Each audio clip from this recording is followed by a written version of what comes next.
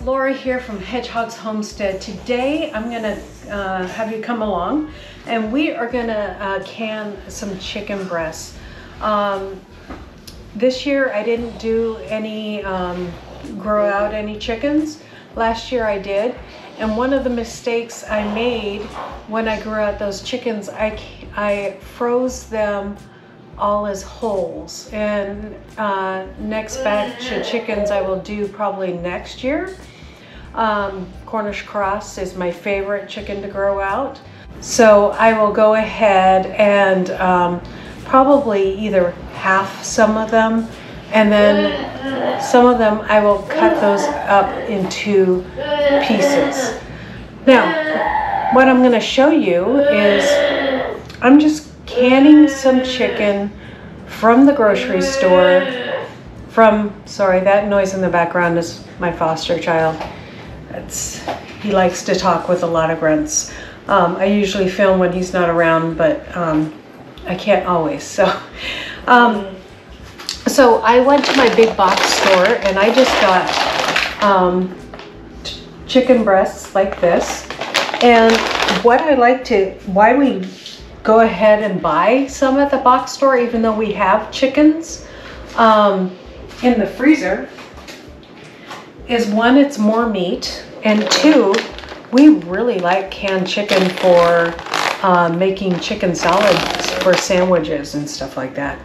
And because I make my own bread, we like to make a really good chicken salad sandwich. We have also canned some tuna fish as well. So these come in all individually wrapped. It's kind of a pain in the butt to take them out, but they're a little bit frozen yet. So I might not get this project done today. They've been sitting out in the refrigerator for a couple days now. So I got my cans going in the fridge, in the dishwasher, heating up. And so what I might end up doing is just cutting these up, putting the bowl back in the fridge, and then maybe doing these tomorrow because they're still frozen. But the nice thing about them being a little bit frozen is our chicken breasts are a lot easier to cut when they're barely frozen like that. Or I might go ahead and film this tonight, but those jars aren't going to go to waste because I also need to can some pickles, and I think I'm going to do a spicy pickle with a little jalapeno in it today. So I will show you, I will get to that point in my process where doing this so you guys can see up close. And basically I'm just going to cut them in cubes, which is pretty simple. So if you don't like this part, you can skip next to it. I'll just show you guys like 3 of them so I won't waste your time, because you don't need to see more than that. And then I'll cut the rest up without you.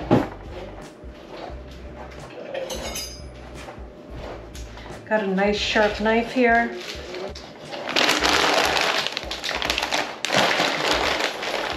Okay, and then we're just gonna fill up this bowl full of chicken chunks.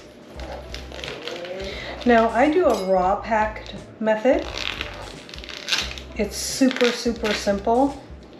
The intimidating part about this recipe is just the pressure canning. But I used to be scared of trying to do pressure canning, but I actually don't mind it at all. And you know, the more you do it, the less scared you are. But you do have to pay a lot more attention to the rules of pressure canning. So I'm just cutting it in little cubes like that, and I will put this in my bowl. And after they're cut, they will unfreeze a lot quicker. They don't have to be perfectly uniformed. It is better the more uniform they are, though.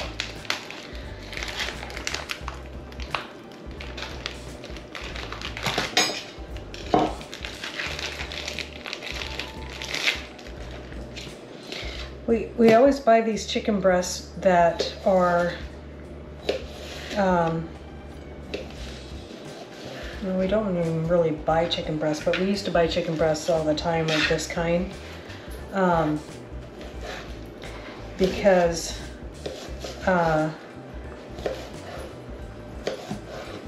they were individually wrapped, but doing it for this is kind of annoying.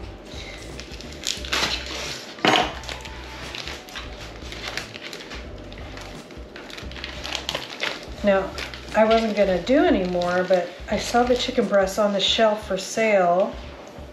So I got these. They're Kirkland brand. They're pretty good. Really fat, so they're not pumped with a lot of junk. And I like to buy organic when possible. But when you're just trying to get food on the shelf, it doesn't matter if they're organic, really. But we try to buy the organic, and this was a good buy for this. So, cutting these up, now I'm gonna leave you, and we'll be back later when I show you how to can these in the pressure canner.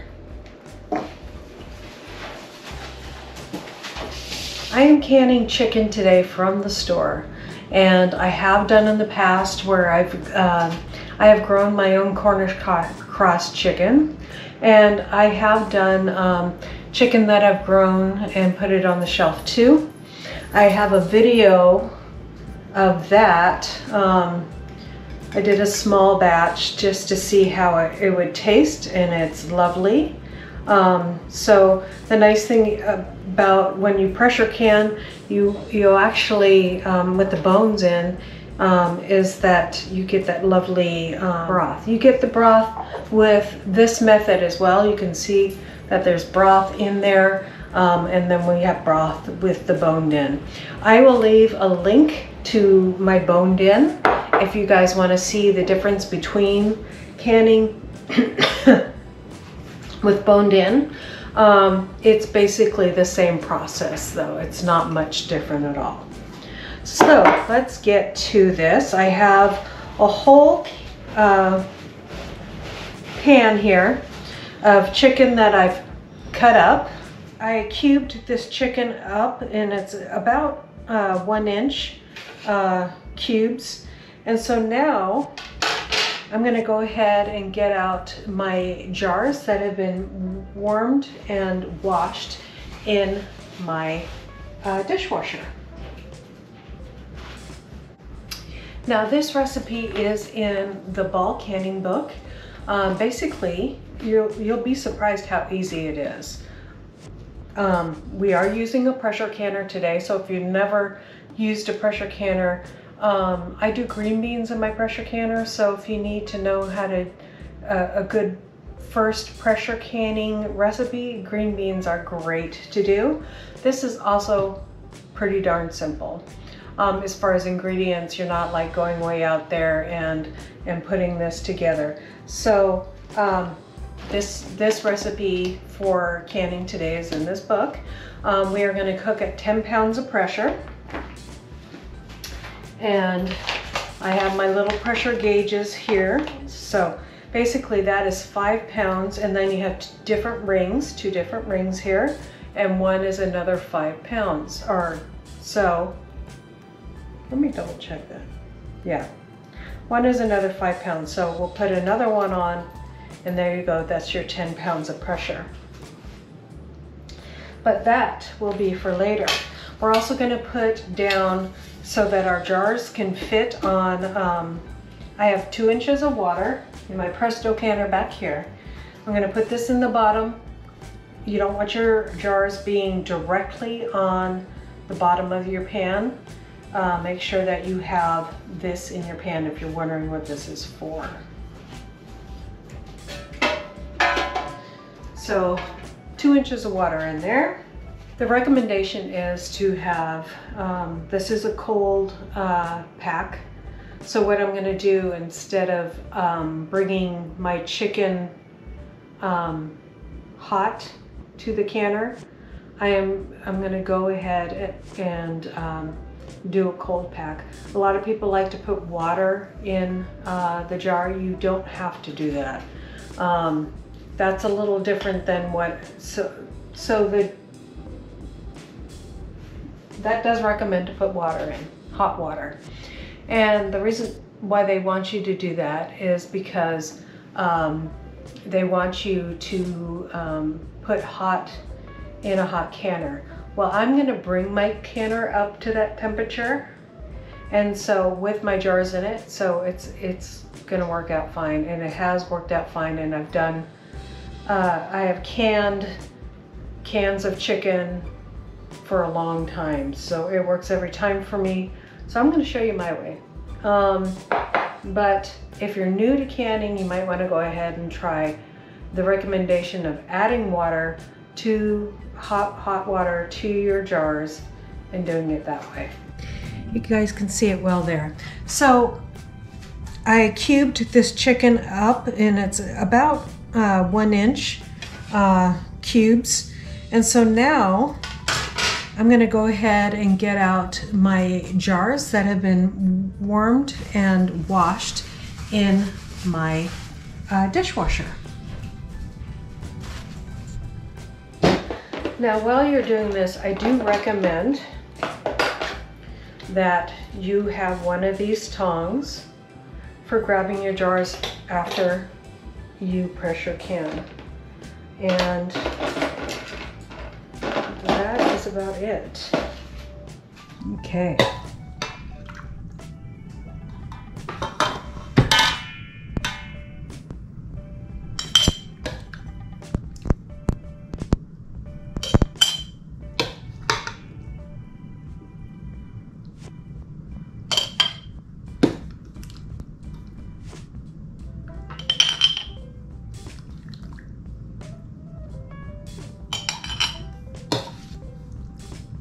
Now, in my canning video that I did for my other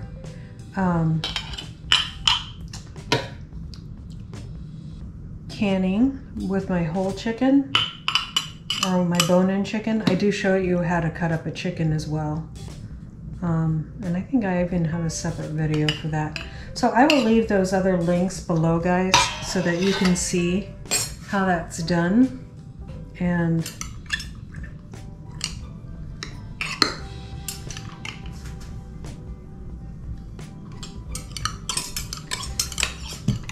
want to get all the way around that jar, leave an inch of head space, a little pinch of salt, put on your clean rim after you wipe off your jar,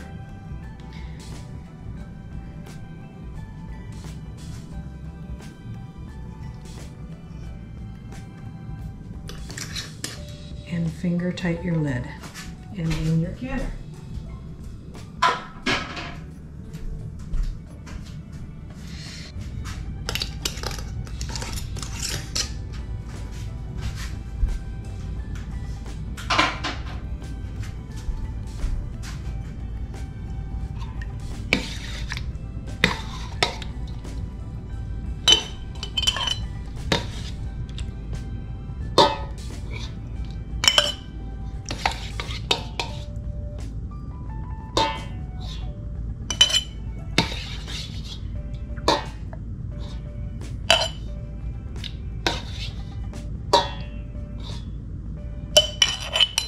Okay guys, so I just turned on my canner. You can see the burner on there. And what I'm doing now is, you can see the cans in there. So I have my 2 inches of water. And now I'm just gonna wait till this heats up and put my lid on, and I'll show you how I do all this, guys. So I'm gonna put my lid on. Now, there's 2 lines on my lid, one here and one there. So you line those up, and then it should just go down. This is a Presto canner. Please read the instructions for your canner. It is very important. And then, so I got that on there. Now, if you can use an Instapot. If you have an Instapot, you can pressure can, okay? Don't be too intimidated. As long as you follow the rules and look at your Presto or whatever kind of canner you're using closely, you won't have a problem with it. So what I'm waiting for now with my canner is that I'm waiting for this to pop up right here. There's a little thing that says pop, and then this to pop up, and then it's gonna start steaming out of here. And when it starts steaming out of here and goes at a regular place, and I'm gonna turn this so you guys can also see my gauge. Okay, there we go. So this will start steaming, and once it comes to a regular steam, you're gonna put on a timer for 10 minutes, and then we are gonna put our weight on it. So we have our 10 pounds of weight, and when that starts steaming and it's been steaming for 10 minutes, we put our weight on. And then when this starts waving back and forth like this, you guys see that? This starts waving back and forth like that. Then we're gonna put on our timer, and it waves steady at a good rate. You are gonna be playing, right now I have my temperature gauge on my stove on high. I will be bringing that down and watching my little gauge here to try to get it close as I can on the gauge to 10 pounds. And then once this starts just waving nicely like a hula dancer, you don't want it waving like this. You want a nice hula dancer. And once it starts, and you kind of watch and make sure that it's staying consistent like a hula dancer, and then you you know, can kind of, if it starts going too fast, you turn it down, you turn your temperature down. If it starts going too slow, you bring it up.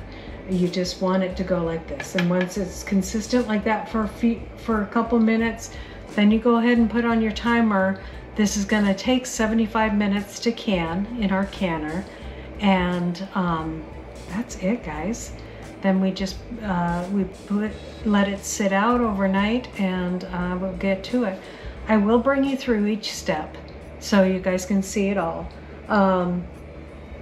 But we'll come back. Guys, it is starting to steam. I don't know if you can see it. Let me twist this. See, you can see it there. Not quite consistent yet. Almost there. Just give it another minute. You can see that this little top right here has popped up. It literally says TOP on it, top. And then this other one over here has popped up. And now we're going to put on a timer for 10 minutes.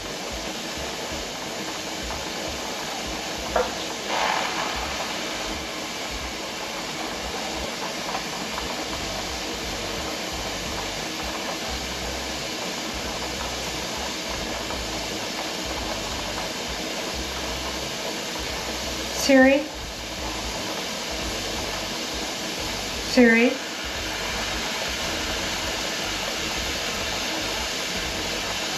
There, it's really steady now. Siri, give me a timer for 10 minutes. Okay, 10 minutes and counting. Okay. Once this has vented for 10 minutes, then we put on our bobbler. All right, you guys, our timer is about to go off. And so you can see how hard the steam is coming out now. And probably can't hear me real great over the steamer. So there goes my timer. So we're going to stop that. And then I'm going to put my little bobbler on. So we'll come back as soon as that's bobbling the right kind of way. And this temperature gauge, you can see as soon as I put it on, that is starting to lift. Or that's not a temperature gauge, that's a poundage gauge. So more important than this is that this is bobbling in the right way. That's how you're gonna know more. I would rely more on this than this, if you know that, because this is, gauges can get messed up, like if this dropped on the ground or whatever. If you don't have it recalibrated every year, it can get messed up. So you want to rely on your little bobbler more than your little gauge here, okay? So we will be back as soon as that is bobbling the right way, and we'll see you back in a few minutes. Okay, both of these indicators are down. Now I can take off the weight. There's no steam coming through there. So now I'm gonna get out my gloves, put those on, and I'll show you guys how I open this thing safely so I don't burn myself. So I'm gonna slowly turn this. Let me take my gloves off until I turn this, because these handles aren't hot, but turning it the wrong way. There we go. Put my gloves back on. And it's hard because this thing's in the way, but so I'm going to take it off and step back from it. Step back from it like this, and then turn it towards the pot. Let the hot dripping water come off, and then lay it down beside my pot.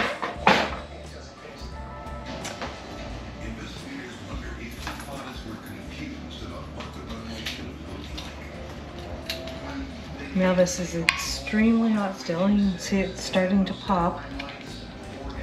And grab it out of my jar. Not turning this jar in any way, like you don't want to turn it sideways. It's okay if there's water on there, leave it on there, okay? And then I'm going to take my jar and put it on a towel to cool. You can still see it's still bubbling, and that's okay. It's what it does. And notice I didn't add any water to this. Well, I didn't add any water to this, and how much liquid is still actually in there.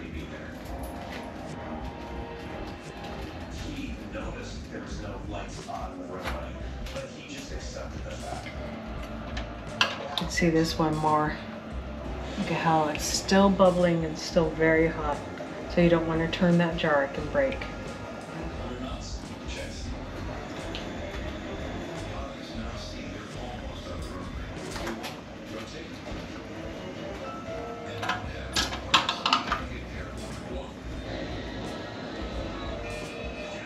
There we go.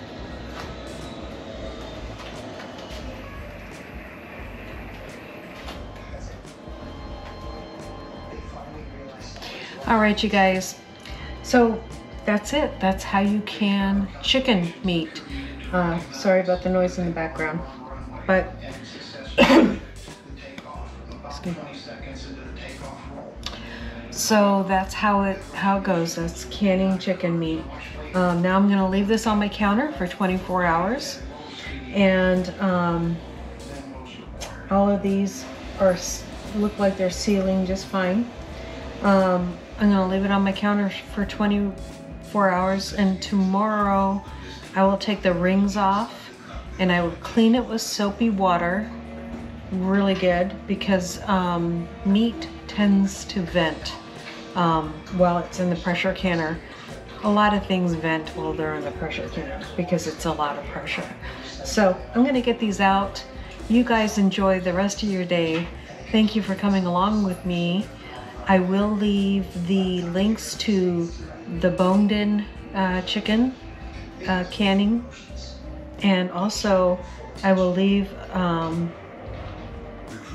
link to I make a really good chicken salad, and I'll leave that link too below.